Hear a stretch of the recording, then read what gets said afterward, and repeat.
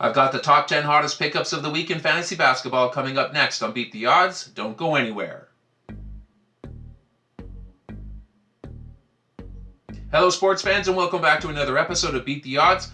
We're going to go over the top 10 hottest pickups ahead of week 21 in fantasy basketball. If you like the sound of that, be sure to like this video, subscribe to the channel, and ring that notification bell so that way you don't miss an episode. You can also follow me on TikTok. Now, I want to thank my community for casting 163 total votes, which helped me create the list this week. Did you miss your chance to vote? Be sure to keep an eye out for more polls coming out later this week. Do you have a burning fantasy basketball question? Ask me on Q. Go to askmeonq.com/beattheodds-NBA, submit your question, and for a small fee, I will personalize your response and send it to your email. It's super easy to do, and it's a great way to get fantasy basketball advice while also supporting this channel. Now let's get right into this list here. At number 10, we have Kaishan George. We seem to check in on lottery-bound teams a lot over the last few weeks.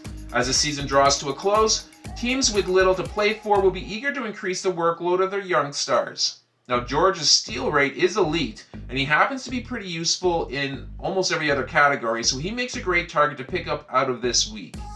He has 4 games as well, including a back-to-back on Wednesday and Thursday. Let's go to number 9. We have Scottie Pippen Jr. Now, there's no timetable on Ja Morant's return, so Scottie will continue to be useful until that day happens. In the games that Ja has missed, Scottie has been averaging just under 30 minutes per game, which is plenty of time to provide useful stats for your fantasy basketball team.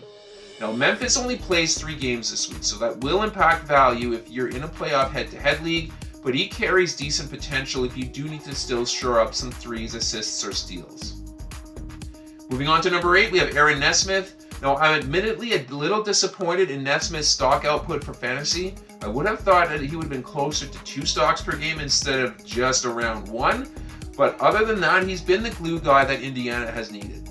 I don't foresee many rest days coming down the pipe for Nesmith as the team is still jockeying for playoff positioning. Roll with him with confidence and cash in with about 30 minutes per night. Let's go to number 7. We have Justin Edwards. Now, who would have thought that Philadelphia would be in such a position that the only victory that they're striving for is to try to keep their top 6 protected pick from going to Oklahoma City? I've had a bad feeling about Philadelphia since the start of the season, but not in my wildest dreams did I see them to be this awful. Edwards is just the next man up filling in for Oubre, and he's going to get the lion's share of minutes as part of this tank. Let's go to number 6. We have Najee Marshall.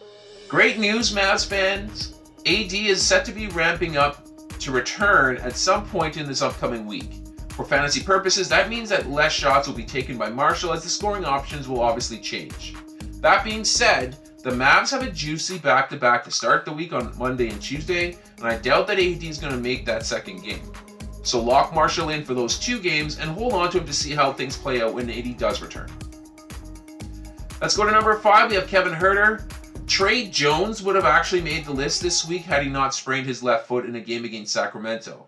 Huerter, who would have probably made the list regardless, now gets a major boost as the team will turn to him to fill in for those minutes. For those unfamiliar with Huerter, he's a great pickup for anyone looking for threes and points on solid percentages, and he happens to be chipping in with 2.1 stocks per game over the last 2 weeks as well. Let's move on to number 4. We have Peyton Pritchard. We have featured Pritchard plenty of times on these lists, so I'm going to keep this brief. Pritchard stepped into the starting lineup in today's game against the Trailblazers, and he had a decent showing of 16 points, 4 rebounds, and 5 assists in 31 minutes played with 4 threes. Now that's the type of line that you should be able to expect from him pretty much every time he goes in to start a game, and that will continue as Boston finishes off the rest of their season, probably resting the majority of their stars. Moving on to number 3, we have Moses Moody. The Warriors starting lineup consisting of Curry, Podziemski, Moody, Butler, and Green have been one of the best in the association since the team acquired Jimmy Butler's services at the trade deadline. With 16 wins in their last 20 games, you can bet that Coach Kerr will continue to run this lineup out as much as possible.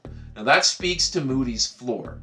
He's not a top option on this team, of course, but he does enough of the little things to warrant attention in fantasy leagues. Let's move on to number 2. We have Tari Eason. Now, I should start a series called Dave's Faves, highlighting the players that I have covered the most in fantasy basketball over this season. Eason would certainly be on that list. I was about to put him at the number 1 spot this week until I saw his line from today where he posted a minimal stat line in only 15 minutes of floor time. Amen Thompson is of course ahead of him in the depth chart, but if Eason can sneak back into the 20 minutes per game territory, he's going to be fine. And finally at number 1, we have Spencer Dinwiddie. Now, you never know what version of Dinwiddie you're going to get on any given night. He can give you a 2 for 12 shooting night like he has done twice earlier this month, and then pop off for 31 like he did on Friday. With the lack of scoring guards on this team, it's almost a necessity to pick up Dinwiddie regardless, and just hope that he continues his current hot streak. As a side note, he has played in at least 35 minutes in 6 straight games. And that's going to do it here for this episode. I hope you guys enjoyed it. If you did, please leave a like on the video, and of course subscribe to the channel for more content like this. I'm going to sign off for now, but I will catch you guys on the next episode.